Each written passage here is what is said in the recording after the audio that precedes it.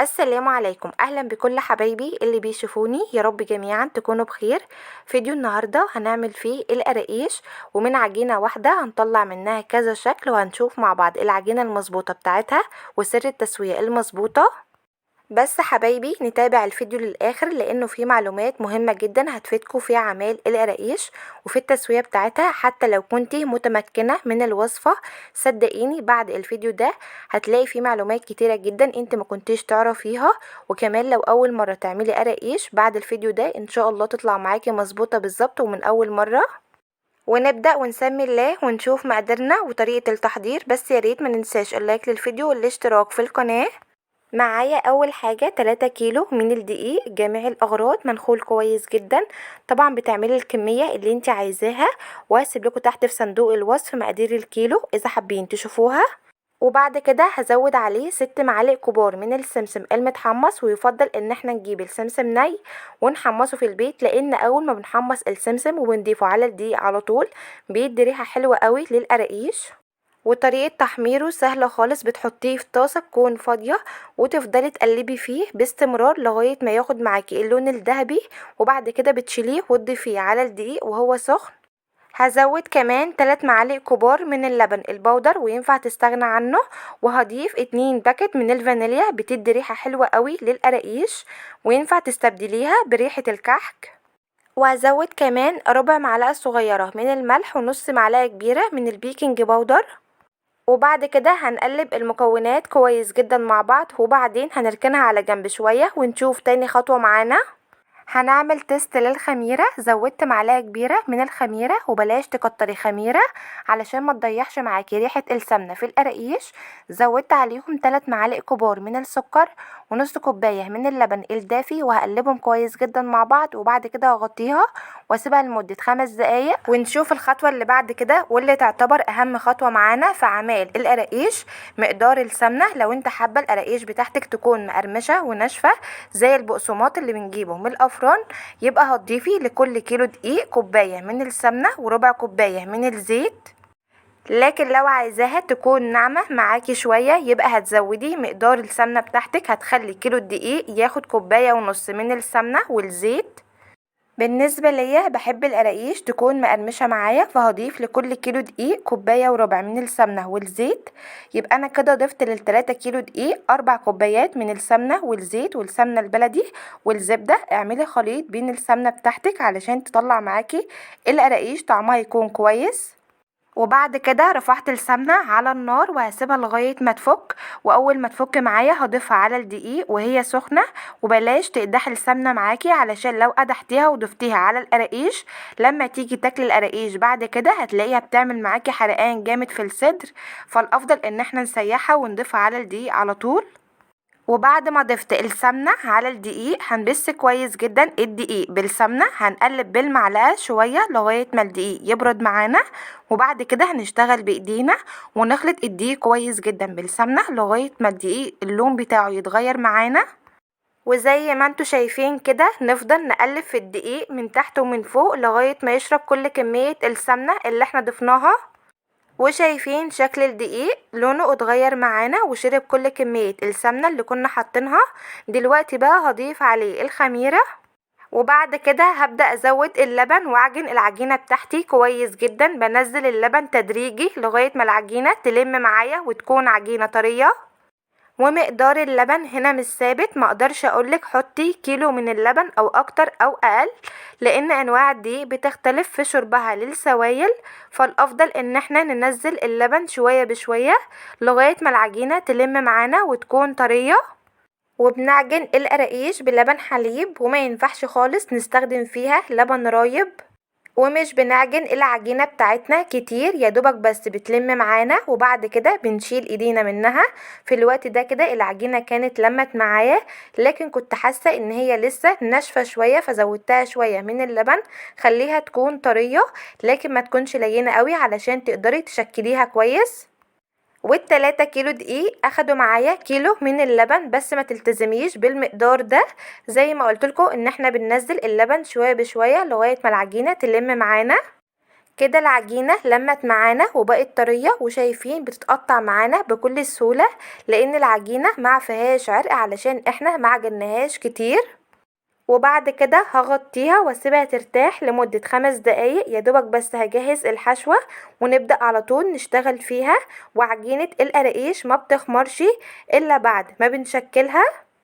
انا هحشي بالعجوة وممكن تحشي بالملبل، طبعا علشان احنا في السقعة فالعجوة هتكون ناشفة معانا شوية. هنقطعها ونحطها في حلة او طاسة ونحط عليها معلقة كبيرة من السمنة، ونرفعها على النار لمدة دقيقتين يا دوبك تسخن بس معانا. وبعد كده هنشيلها من على النار وندعكها بايدينا كويس جدا لغاية ما تطرى معانا. وبعد كده نبدأ نشتغل بيها على طول. انا اخدت قطعة من العجوة وكورتها وجبت كيس تلاجة وفتحته وحطيت الكورة بتاعة العجوة عليه وغطيتها بكيس تلاجة تاني مفتوح. وبعد كده هفردها كده زي ما انتم شايفين على شكل دايرة او مربع. والعجوة دي هنستخدمها في تشكيلة كعب الغزال، فحاولي ان انتي ترقيها على قد ما تقدري. وبعد كده هناخد قطعة من العجينة بالحجم اللي انتوا شايفينه ده ونفردها على شكل دايرة ونخلي السمك بتاعها يكون رقيق. انا سبت العجينة ارتاحت بس 5 دقايق مش اكتر من كده واشتغلت فيها على طول. وحاولي وانت بتفرديها تساوي الشكل بتاعها. فردتها بالشكل ده وبعد كده هبدأ اقطع الحروف اللي هي بارزة دي علشان يكون شكلها كويس. وبعد كده هنجيب العجوة ونشيل الكيس اللي كنا حاطينه عليها من فوق، وننزل العجوة على العجينة ونساوي العجوة كويس. وبعدين هنلفها على شكل رول، وبعدين بنقفلها من الطرف كويس. وبعد كده بنبرمها علشان الشكل بتاعها يكون متساوي. وبعد كده بنقطعها، بتقطعيها بالحجم اللي انت عايزاه. انا قطعتها بالحجم ده صغير لانها لسه هتخمر معانا. وبنكون مجهزين طبق في قلبه معلقتين 2 كبار من السمسم وبننزل فيه كعب الغزال، وده كده بيكون شكله. شايفين قد ايه شكله بجد حلو قوي. وشايفين كمان طبقات العجوة والعجينة قد ايه شكلها متساوي. وعلى طول بنكون مجهزين صاج جنبنا ما بنكونش دهنينه اي حاجة خالص، وبنرص فيه كعب الغزال بس بنسيب مسافات بين كل واحدة والتانية لانها لسه هتخمر. وكده احنا عملنا اول شكل معانا اللي هو كعب الغزال. هنشوف بقى التسوية بتاعتها لما نيجي عندها. التسوية بتاعتها هتكون مختلفة شوية عن تسوية القراقيش. نشوف بقى الشكل اللي بعد كده. القراقيش فردت كيس التلاجة وهضيف فيه قطعة من العجوة وحطيت الكيس التاني عليها وهفردها بالشكل اللي انتوا شايفينه ده. وبعد كده هنقسمها من النص. دي هنستخدمها في عجينة القراقيش. بنفردها بالطول وبنخلي السمك بتاعها يكون متوسط. وبعد ما فردتها هسويها من الحروف وبعدين هقطعها من النص.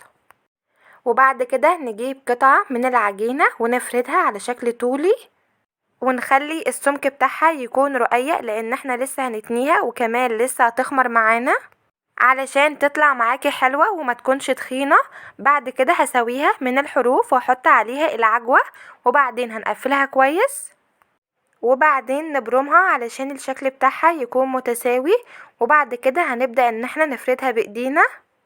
واحنا بنفردها نخلي السمك بتاعها حوالي نص سنتي، ونحاول ان احنا نسويها بايدينا كده من الجناب.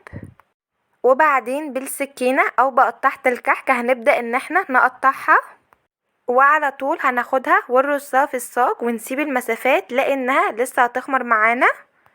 شايفين الشكل بتاعها عامل ازاي؟ ما شاء الله عليها حلوة قوي. والسمك بتاعها زي ما قلتلكوا نص سنتي بالظبط لانها لسه هتخمر وهترفع معانا كمان في الفرن، فبلاش تكبريها عن كده علشان تطلع معاكي حلوة وما تكونش تخينة. وبعد كده هناخد قطعة من العجينة ونفردها ونلفها على شكل رول وبعدين هنبرمها وبعد كده نفردها بايدينا وعلى طول نقطعها. دي هتكون قراقيش سادة وبناخدها وبنحطها في الصاج، وده كده بيكون تاني شكل معانا. عملنا القراقيش السادة والعجوة. نشوف بقى الشكل اللي بعد كده واللي هو اخر شكل معانا. هنعمل الكحك المدور السادة. بتجيبي قطعة من العجينة تكون صغيرة جدا وبعد كده بتدعكيها بايديكي وبعدين بتلفيها على شكل رول وبنقفلها كويس جدا زي ما انتم شايفين كده. طريقتها سهلة جدا وكمان بتكون حلوة قوي. بعد ما خلصنا كل تشكيل الكحك هنبدأ بقى نشوف التسوية المظبوطة بتاعتهم. هنبدأ بأول صاج احنا عملناه اللي هو كعب الغزال. هتشغلي الفرن بتاعك يسخن كويس جدا، وبعد كده هتهديه على اوطى نار عندك من تحت، والنار من فوق بتكون على الهادي، وبنسيب كعب الغزال في الفرن لمدة 10 دقايق مش اكتر من كده علشان ما تنشفش معاكي، لان احنا لما بنجيبها من الفرن بتكون طرية شوية عكس القراقيش. وبعد مرور 10 دقايق بتعلى عليها النار من فوق شوية صغيرين لغاية ما تاخد لون بس من فوق، وبعد كده بتخرجيها من الفرن. وبالنسبة للقراقيش بتدخليها نفس الحرارة بتاعة الفرن، النار من تحت بتكون واطية خالص ومن فوق بتكون على الهادي، وبتسيبي القراقيش في الفرن من 15 دقيقة ل20 دقيقة لغاية ما تستوي معاكي كويس جدا وتاخد اللون من تحت ومن فوق علشان تطلع معاكي مقرمشة وناشفة. وطبعا التسوية دي تمشي على اي فرن عندك، فرن غاز او فرن بوتاجاز، هتمشي على الاتنين. اهم حاجة النار من تحت تكون على هادي ومن فوق تكون اوطى حاجة، وتسيب القراقيش او كعب الغزال او الكحك السادة يستوي على نار تكون هادية علشان يطلع معاكي ناشف ومقرمش. وملحوظة لو انتي القراقيش بتاعتك طلعت معاكي بعد التسوية طرية، هقولك تعملي فيها ايه. هتحطيها في صاج وتشغلي فرن البوتاجاز على اوطى نار عندك، وما تشغليش الشوايه، وحطي الصاج في الرف اللي في النص على الشبكه، وسيبي القراقيش لمده 5 دقايق او 7 دقايق. هتلاقي القراقيش بعد كده نشفت معاكي وقرمشت كمان وهتطلع معاكي حلوه قوي. وده كده شكله بعد ما استوى معايا، شايفين قد ايه شكله بجد حلو قوي ويفتح النفس. نكسر بقى كعب الغزال ونشوف شكلها من جوه عامل ازاي. واخده لون حلو، مقرمشه من بره طريه من جوه، البرمه بتاعتها مظبوطه زي اللي بنجيبها من بره، طعمها كمان حلو قوي. جربوه بنفس الطريقه ان شاء الله يعجبكم ونفس المقادير.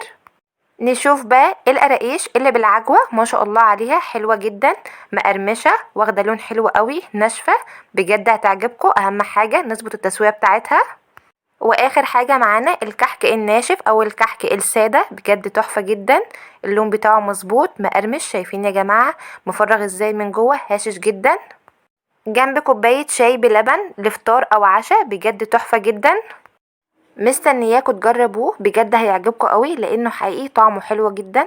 وبس كده يكون فيديو النهارده خلص. يا ريت لو الفيديو عجبكم واستفدتوا منه ما تنسوش اللايك للفيديو والاشتراك في القناه وتفعيل زر الجرس على كلمه الكل علشان يوصلكوا اشعارات بكل وصفاتي الجديده.